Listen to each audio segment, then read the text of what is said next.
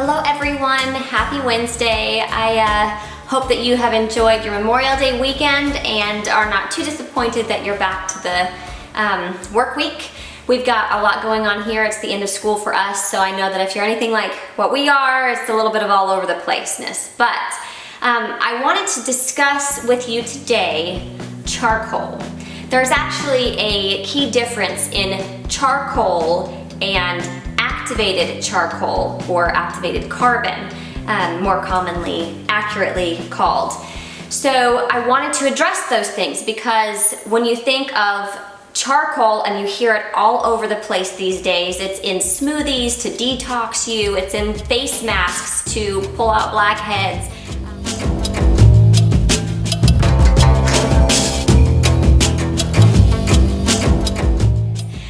Even bartenders are putting it in different drinks these days because they're, claiming all these wonderful attributes to charcoal.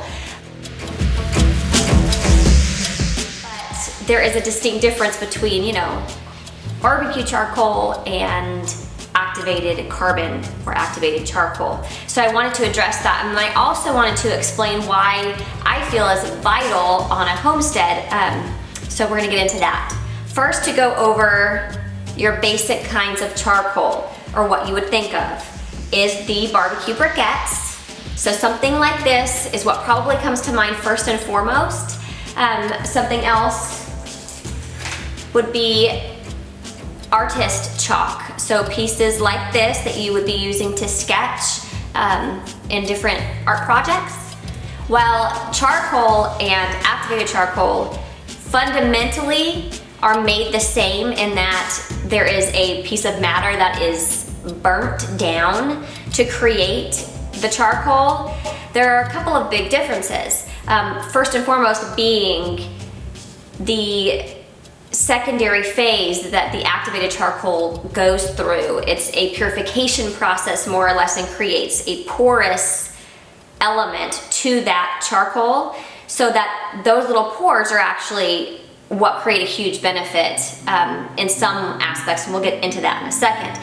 The other charcoal, another variance other than the purification process that it does not go through, is that a lot of times the briquettes that you will buy, they are created out of agricultural waste or dry biomass, and frequently there are additives in this. So there are lighter fluids or other things of that nature, so it's not a pure source. And if you were actually to ingest this, it's toxic. It is a known carcinogen, this kind of charcoal, so it's cancer causing. So this is very key to learn not to ingest this. You don't want to have this, and if later on we'll explain why I feel like it's necessary on a homestead, but not specifically this kind. So it's important people know the difference between those two. Now, the activated charcoal, as I said, it goes through a different process because it's an oxygenation process. And a lot of times it is in this very fine powder form, or is in pill form, or they'll have a soap bar, or there's a ton of variations of it in the markets now. But this kind of charcoal is actually based, the matter that it's formulated out of is a lot of times like coconut shells, or like olive pits, or peat or wood variations, and it's just broken down through that burning process, and then the oxygenation, which creates these little porous elements to it. So it is safe for consumption, it's safe for use on your body or in your body. Just a lot of fun, great things with that. So let's get into the uses of activated charcoal. One of the primary uses for activated carbon or activated charcoal is its ability to grab onto toxins and remove them from different elements. If you were to ingest a poison, or something that was not agreeing with your body, food poisoning, something like that, a chemical, and you were to then ingest this activated carbon in like a water mixture, it would actually grab onto the toxins and pull that away from your body, and you'd actually be able to process it out of your system. Now, that's not something that I would recommend on a regular basis. I know some people have tried to market it as a viable everyday thing to do. I do not recommend that. There are some dehydrating attributes, and also with it taking some of the toxins out of your body, it also takes some of the nutrients out of your body. So while if there were an emergency or a situation in which you weren't at your best because of something you ingested, absolutely it's a great natural way to remedy that, but I would not recommend it on a regular basis. I just don't think it's a good idea. If you were to do the same kind of application to your face, like in a face scrub or a mask, there's a difference, because whenever the activated carbon is mixed with water and it has that liquid attribute, those pores in the activated carbon are able to grab onto those toxins a lot easier. Whereas if you were to put it onto your face, say, that's a fat content rather than water. So it's not gonna be purifying on your face. It will grab onto things when mixed properly, like you can mix it with a clay base and make a really great natural blackhead cleansing mask, but it's not purifying of toxins in that respect. Now, I have heard that they are making deodorants now, or like a 3-step system, and in that instance, yes, you're still applying it to your skin, but there's fluid, like so perspiration is coming out, and that would actually be trapped by the porous element of the activated carbon. So that might be viable. I don't know if that is or not. I've not tried it, but it sounds interesting to me. I'm very skeptical of the scrubs and stuff that say that it's purifying. As far as toxins, it's not. As far as it grabbing onto impurities and dirts and things like that, absolutely. And for a mask, when mixed with the clay, it's fantastic.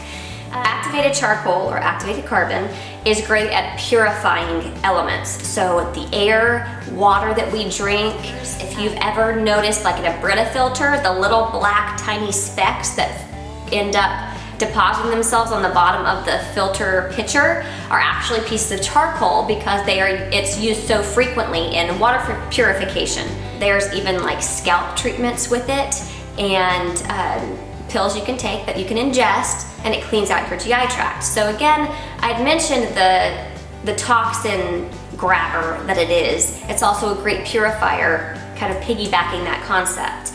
Another great use for activated carbon is teeth cleaning and whitening. It has not actually been proven to change the natural hue of your teeth. If you have stains from tea or coffee or any other various wines, anything else that can actually adhere to your enamel, this will alleviate that. Whenever you mix it into like a salve paste with some water, you can even add some baking soda in there if you want to really crank it up a notch. You can apply it to your teeth, and the best way to do it, dentists do not recommend that you scrub with it because of its composition. It's actually too abrasive to be brushed with, and definitely not on a regular basis. However, if you were to use it as a paste and you apply it over your entire tooth line, upper and lower, and you allow it to set for a few minutes, and then just swish around and spit out the remnants, that will lighten and brighten your teeth with time.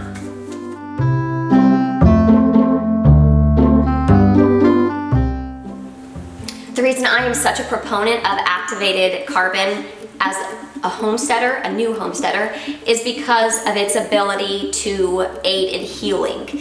So because we live in a very rural area, the closest hospital or urgent care or any of those kinds of places in the event of an emergency is a good probably 20 minutes away at least. So having that on hand for bee stings or any other bug bites, for snake bites, it's a great salve that you can put on there to really draw any toxins out of a wound.